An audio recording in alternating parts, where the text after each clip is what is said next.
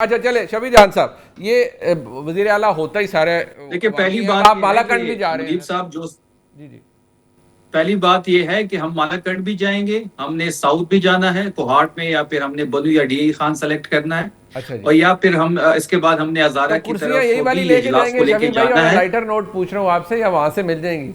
जी जी, sorry. मैंने कहा जो कुर्सियां शुर्सियां सोफे हैं ये यही वाले जाएंगे, या वहां से और मिल जाएंगे आपको? मैंने कहा खर्चा ज्यादा हो जाएगा दूर नहीं, जाने वहां से। पे हम आम कुर्सियों पे बैठेंगे, क्योंकि अच्छा जी, वहां ये कुर्सियां हम नहीं लेके जा सकते। हम आम प्लास्टिक की कुर्सियों पे बैठेंगे। हम आम लोग हैं, बिल्कुल। अवामी लोग हैं, अवामी वजीर आला है। इस बात से हमारे साहब को तकलीफ हो रही है, अच्छा। लेकिन ये रिकॉर्ड का हिस्सा है कि इस तरह किस किस्म का वजीर आला जो कि आम अवाम में घूम रहा होता है। बताइए कहाँ पे कब गुजरा है? हाँ क्या हाँ। मरियम नवाज बाहर निकल सकती है? क्या बुख्ती साहब बाहर निकल सकते हैं?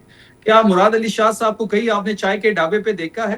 तो बात बड़ी वाज़ेह है कि जो सहाफी होता है, हमाद साहब तज्जिया निगार है, बड़ी रिस्पेक्ट उनके लिए, लेकिन उनको अपना होमवर्क करना चाहिए। हमाद साहब रोज टीवी पे बैठ जाते हैं, उस झूठ का सहारा लेते हैं, गलत बयानी करते हैं। आपके पास कोई होमवर्क ही नहीं है। आपने स्पीकर साहब पे इतना बड़ा इल्जाम लगा दिया। नहीं, क्या ये बिल जो जिस ये बात ऐसा जिस कोई जिस ड्राफ्ट एग्जिस्ट करता ओ है शफी भाई, भाई? पेशावर के तमाम अब सहाफियों सुन ने लेना, इसको अब रिपोर्ट सुन किया ले, है। फाइनेंस कमेटी में बिल अब गया सुन है, ले जी। उसमें 8 लोग हैं, 2 अपोजिशन के। आपकी पार्टी से मुश्ताक गनी है, आपकी पार्टी से इफ्तिखार मशवानी है, आपकी पार्टी से आलम सारी अफरीदी है, गलत बयानी आपकी कर पार्टी रहे से हैं आप मुनीर हमाद हुसैनी। साहब। ये सारे उस होमवर्क कर लिया कमेटी का करें हिस्सा थोड़ा। है, उनके पास भेज आप दिया अपना गया होमवर्क है। कंप्लीट किया करें। अच्छा चले शफी जान साहब, आप इसका जवाब मुनीब क्या? साहब, मेरी अब आप जी जवाब तो सुन लेना। जी जी प्लीज, जी प्लीज। देखिए, ये जो जिस बिल की बात हमाद साहब कर रहे हैं, ये बिल जो है, ये पिछले सेशन में एक रिपोर्ट पेश हुई है असेंबली में, और अच्छा। आज सुबह लेजिस्लेटिव कमेटी की मीटिंग थी। तमाम ये चीजें उससे माइनस कर दी गई है। किसी किस्म की कोई ताहयात जो फैसिलिटी थी, वो किसी स्पीकर को नहीं दी जाएगी। अच्छा। ये जब तक स्पीकर रहेगा, उनके पास स्क्वाड भी रहेगा, उनका स्टाफ भी रहेगा। और आपको पता है मुनीब साहब कि जब खैबर पख्तूनख्वा असेंबली को तोड़ा, जब हमने तोड़ा, महमूद खान साहब के टाइम में इमरान खान साहब ने जब फैसला किया, तब स्पीकर जो होता है वो स्पीकर रहता है जब तक नया स्पीकर नहीं आता। इस बिल में सिर्फ ये है कि जब तक नया स्पीकर नहीं आता, स्पीकर साहब अपना स्पीकर हाउस इस्तेमाल कर सकते हैं, स्पीकर हाउस की गाड़ियां इस्तेमाल कर सकते हैं, स्टाफ का जो है वो उनके साथ रह सकते हैं, प्रोटोकॉल उनको मिल सकता है। जिस दिन नया स्पीकर आएगा, ये एक्स हो जाएगा, तमाम तर जो भी फैसिलिटीज हैं वो माइनस हो जाएंगी, कोई भी फैसिलिटी इनको नहीं मिलेगी। ये जो एक मिथ बनाई जा रही है सुबह से मीडिया में, हमारी तनख्वाह जो मुनीब साहब है, मेरी अपनी तनख्वाह बताओ, जो मैं एमपीए हूँ इस वक्त, जी जी। मेरी 1,75,000 रुपए तनख्वाह है। अच्छा। अब हमारे साहब यहाँ पे बैठे हैं, अब कभी इन्होंने बात की कि जो पंजाब की असेंबली की 8-8 लाख और 10-10 लाख तनख्वाहें हैं, सिंध असेंबली की 8-8 10-10 लाख, बलूचिस्तान असेंबली की 8-8 लाख 10-10 लाख, कौमी असेंबली की मेंबरान की 8 लाख 10 लाख तनख्वाह है। अभी उन्होंने इजाफा किया। कभी इनकी तनकीद इनकी मुंह से आपने सुना है? सिर्फ खैबर पख्तूनख्वा इनको नजर आता है, सिर्फ इनको तहरीक इंसाफ नजर आती है, सोहेल अफरीदी नजर आता है।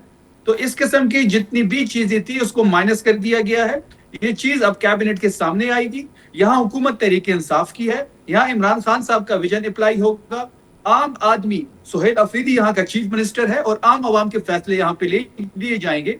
ना 11 अरब का जहाज खरीदा जाएगा, ना इस किस्म के कोई शाहाना प्रोटोकॉल किसी को दिए जाएंगे, ना ऐसी किसी फैसिलिटी किसी को भी दी जाएगी। अच्छा, वैसे अब ज़रा चलें, आपने कहा हम कोई फैसिलिटी भी नहीं दे रहे सबको, और सिर्फ आउट गोइंग जो होगा स्पीकर, उसके लिए एक है कि एक बेसिकली सेरेमोनियल चीज़ है कि जब तक नया नहीं आएगा तो वो सेक्रेटेरिएट या घर इस्तेमाल कर सकता है, विच इज़ फेयर। और ज़ाती तौर पर देखा जाए तो मैं तो ये मनसब से अटैच जितनी चीज़ें होती हैं सिक्योरिटी के पर्सपेक्टिव से, मैं ज़ाती तौर पर उनका बड़ा एडवोकेट हूँ कि लोगों को वल्नरेबल नहीं कर देना चाहिए। जो किसी आम मनसब पे लोग हों, उनका सिक्योरिटी प्रोटोकॉल तो फिर भी इंश्योर करना चाहिए। आज आफरीदी साहब, एक चीज ऐड कर लूं। जी जी।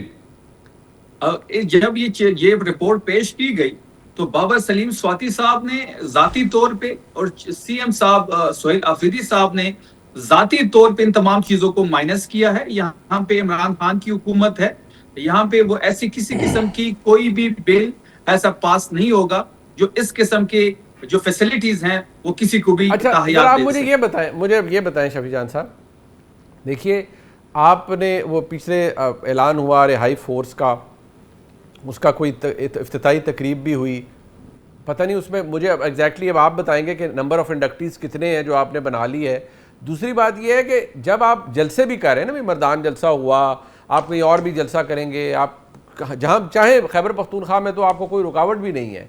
ये असेंबली का इजलास, यकीन मानिए कि क्या आप सारे एमपीए साहिबान को साथ ले जाना चाहते हैं इसलिए कि लोगों को लगे कि आप बहुत सीरियस हैं गवर्नेंस में? क्योंकि यहाँ बात आपने क्या करनी है, यहाँ असेंबली के इजलास में बात इमरान खान साहब की रिहाई की करनी है, बेहतर गवर्नेंस की करनी है, अच्छी कानून साजी की करनी है, और क्या ज़रूरत है कि सूबे के कोने कोने में असेंबली का इजलास बुलाया जाए? वाई नॉट अ जलसा, वाई नॉट अ रैली? देखिए, जहां तक असेंबली को बाकी अजला में ले जाने की बात है, तो हम ये चाहते हैं कि जिन लोगों ने वोट के जरिए अपने मेंबरान को असेंबली में पहुंचाया है, वो सामने बैठ के ये कार्रवाई तमाम देख सके, वो एक अवामी फैसले जो उनके सामने हो और वो इस कार्रवाई का हिस्सा बने, बहर रास्त इसको देखे और वो ये देखे कि असेंबली की कानून साजी कैसे होती है, जो नुमाइंदे इन्होंने भेजे हैं वो किस तरह परफॉर्म कर रहे हैं। उसमें इमरान खान साहब की बात भी होगी, उसमें बुशरा बीबी साहिबा की बात भी होगी, गवर्नेंस की बात भी होगी, और ये हमें आईन इजाजत देता है कि हम खैबर पख्तूनख्वा की असेंबली खैबर पख्तूनख्वा के किसी हिस्से में अपना इजलास मुनक्किद करवा सकते हैं। तो इस पे इतना एहतजाज क्यों है, इतनी इस पे इसको कंट्रोवर्शियल क्यों बनाया जा रहा है, इतनी बहस क्यों है, मुझे तो ये समझ नहीं आ रही। जहां तक इमरान खान रिहाई फोर्स की बात आपने की, तो हम 60,000 का फिगर क्रॉस कर चुके हैं। खैबर पख्तूनख्वा में 60,000 मेंबरशिप इस वक्त हो चुकी है। 1 लाख मेंबरशिप जिस दिन पूरी होगी तो उसके अगले कुछ दिन ही उनका हल्फ होगा। 10 लाख हमारा गोल है। डिजिटल डैशबोर्ड खोलने वाले हैं हम, जिसमें पंजाब, सिंध और बलूचिस्तान के नौजवान शरीक होंगे, और इंशाल्लाह 10 लाख का जो हमारा गोल है वो हम जल्द अचीव कर लेंगे। अच्छा, और 10 लाख का गोल अचीव करें। अच्छा, ये जो बार बार अभी शफी जहान साहब ने बड़ी वजाहत दी है हमारा साहब, एक तो ये कि वो सिर्फ स्पीकर के हवाले से इतना ही है कि जो आउट गोइंग होगा उसके पास उस वक्त इस्तेकाक होगा जब तक कोई नए स्पीकर आ नहीं जाते, बाकी हर चीज़ की उन्होंने तरदीद किया। ये भी उन्होंने कहा है कि ये एजेंडा से ही चीज़ें ड्रॉप कर दी गई थी। दूसरी बात ये कि वो अवामी नुमाइंदों को लोगों ने इलेक्ट किया है, वो इसलिए सूबे के अजला में ले जाना चाहते हैं। अब वो कहते हैं अगर आपने अवामी वज़ीर आला का बात करनी है तो क्या मुराद अली शाह साहब किसी ढाबे पे जाते हैं, क्या मरीम नवाज शरीफ साहबा ढाबे पे जाती हैं किसी पे, या जनाब बुगटी साहब जाते हैं? ये सिर्फ आफरीदी साहब जानते हैं क्योंकि वो हकीकी तौर पर अवामी वज़ीर आला है। भाई क्यों नहीं जाते? रोज रोज आप देखते नहीं है, मरियम नवाज कभी बहावल नगर में जाती है, अल्लाह का खौफ में, लाहौर में। ये वजीर आला देके अवामी वोट से आता है। ये कोई मार्शल्ला के मुसल्लत करदा लोग नहीं होते, ये अवाम से वोट लेते हैं, ये अवाम के साथ राब्ते में होते हैं। यानी बलूचिस्तान के अंदर आप आपको अल्लाह का खौफ दिला रहे हैं शफी जान साहब, वो मतलब खुद भी बहुत ज्यादा इस्तराब में है ये सुनने के बाद जब आपने कहा। शफी यार, मुझे क्यों अल्लाह का खौफ दिलाना है? मैं तो गुनाहगार सा बंदा हूँ, मामूली सा सहाफी हूँ।